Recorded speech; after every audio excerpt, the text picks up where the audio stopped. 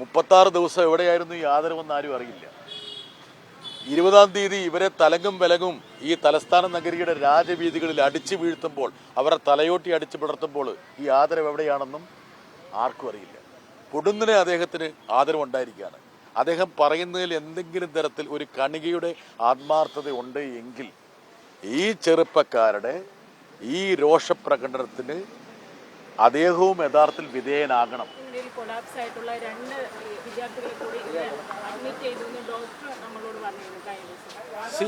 ഇപ്പുതാൻ പറഞ്ഞാൽ ഈ ആക്രമണത്തിൽ പരിക്കേറ്റ ആൾക്കാരുടെ ഒരു വിവരവും ഇവർ പുറത്തുവിട്ടിട്ടില്ല.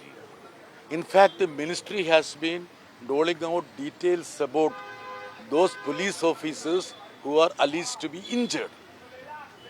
There is a list of persons who are supposed to be injured during this parliament march, whereas not a single detail with regard to those people, those protesters who have been brutally assaulted with lethal weapon.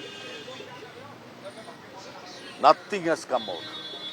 See, there is a complete veil of secrecy over these details.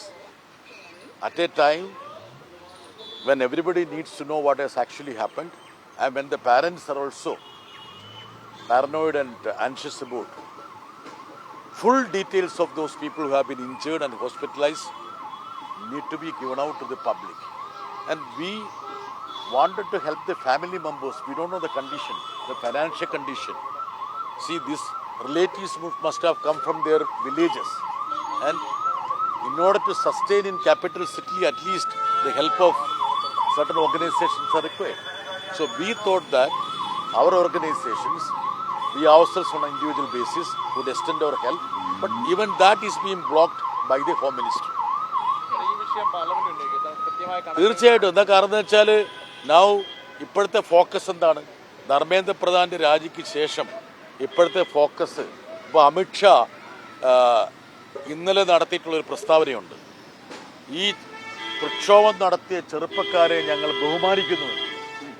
ബഹുമാനിക്കുന്നു, അവരെ ആദരിക്കുന്നു എന്നാണ് അമിത്ഷാ പറഞ്ഞിരിക്കുന്നത്.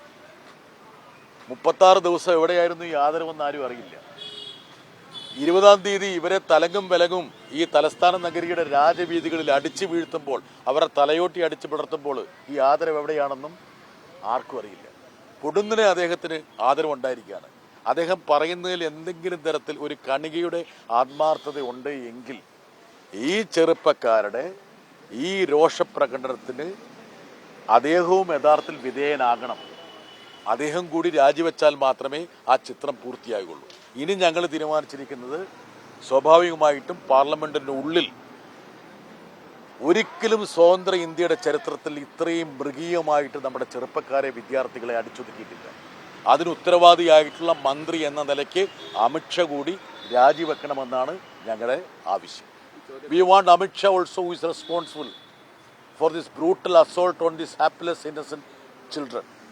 He has to tender his resignation as Dharmendra Pradhan has done. ഇപ്പോൾ ഈ പരീക്ഷ സമ്പ്രദായം സംബന്ധിച്ചുള്ള കുംഭകോണങ്ങൾ തടയാൻ വേണ്ടിയിട്ടുള്ള ഏത് നീക്കത്തോടും ഞങ്ങൾ സഹകരിക്കും.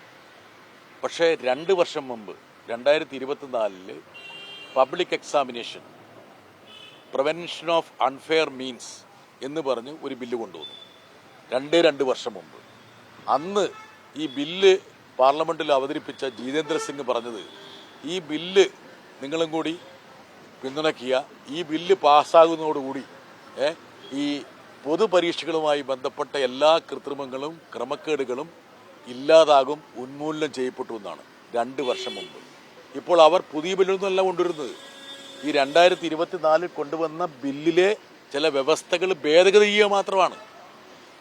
നമ്മുടെ രാജ്യത്ത് നിയമമില്ലാത്തത് കൊണ്ടല്ല, നിയമം നടപ്പിലാക്കുന്ന ഏജൻസികളുടെ, അതോറിറ്റികളുടെ, ഉത്തരവാദിത്തപ്പെട്ട വ്യക്തികളുടെ ഇച്ഛാശക്തിയില്ലായ്മയും അവർ തൽപര കക്ഷികളോടും സ്ഥാപിത താല്പര്യക്കാരോടും സന്ധി ചെയ്യുന്നുകൊണ്ടാണ്. ഒരു കാര്യം ഞാൻ പറയാം, ഇപ്പോൾ ഈ ഉന്നത വിദ്യാഭ്യാസ വകുപ്പിൻ്റെ മേൽത്തട്ടിലേക്ക് കൊണ്ടുവന്നിരിക്കുന്ന ആള് Harshpal Gangwar, 1994 batch IAS officer, 1,16,00,000 രൂപ സ്വന്തം അമ്മയുടെയും ഭാര്യയുടെയും മകൻ്റെയും പേരിൽ സബ്സിഡിയായിട്ട് കേന്ദ്ര സർക്കാരിൽ നിന്ന് അടിച്ചു മാറിയ ഒരു ഉദ്യോഗസ്ഥനെയാണ് ഈ സുതാര്യതയും സത്യസന്ധതയും വളരെയധികം അനിവാര്യമായ പൊതുപരീക്ഷകൾ നടത്തേണ്ട ഒരു നിർണായക വകുപ്പിൻ്റെ തലവനായിട്ട് കൊണ്ട് അവരോധിച്ചിരിക്കുന്നത്.